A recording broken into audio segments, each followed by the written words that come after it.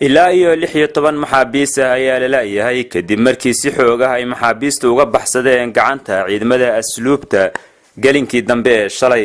ilaa iyo hadda ma cadda sababta ay maxaabiistaasi ugu suurta gashay inay la wareegaan maamulka albaabka hore ee jeelka oo ay u suurta gasho inay ka baxsadaan goobta iyadoo halkaasi ay joogeen ciidamo xoogan.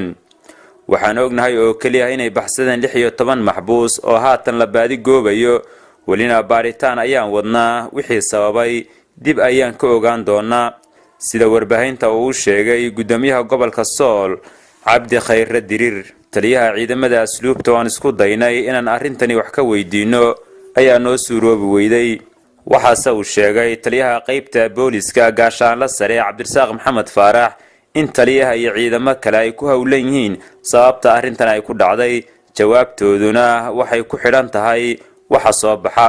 askariga waardiyaha ayaa la sheegay inuu soo gaadhay dhaawac, sidoo kale maxbuus ayaa isna la sheegay inuu dhaawacmay. ilaa iyo hadda se jawaab looma hayo sababta keentay in maxaabiistaasi oo isugu jiray kuwa xukumo kala duwan lagu riday ay awood u helaan inay si sahal ah uga baxsadaan jeelka dhexe ee magaalada Laascaanood.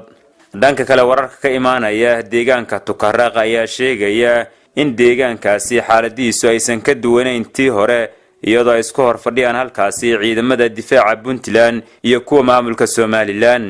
ciidamada labada dhinac ee ku gaashaaman gaadiidka dagaalka ayaa waxay fadhiisimo ku leeyihiin duleedka deegaanka Tukaraq, waxaana deegaankaasi labadiisa dhinac ay ka kala samaysteen goobo ay ku baaraan gaadiidka iyo dadweynaha.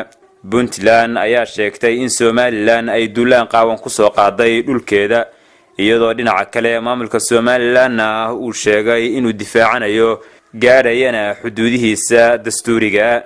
inkastoo aysan jirin ilaa iyo hadda tallaabo la qaaday marka laga yimaado boqolaal ka tirsan ciidamada difaaca iyo gaadiidka dagaalka ee deegaankaasi la isugu geeyay. madaxweynaha dawladda federaalka Soomaaliya ayaa isagu marar kala duwan ku celceliyay in la joojiyo dagaalkaasi shuruud la'aan. dhanka kale warar madax bannaan ayaa sheegaya in shalay galinkii dambe la geeyay isbitaalka magaalada Garowe ee caasimadda Puntland ilaa iyo 7 askari oo meyd ah kuwaasi oo ka tirsanaa ciidamada maamulka Puntland. saraakiil ka tirsan Puntland ayaa sheegay in askarta meydkooda la geeyay Garowe ay ahaayeen maxaabiis Somaliland ay ku qabatay dagaalkii Tukaraq. waxayna tilmaameen ka hor inta aan la dilin inay la soo hadleen qoysaskooda una sheegeen in la qabtay, balse markii dambe iyagoo meyd ah loo soo gudbiyay dhinaca Puntland.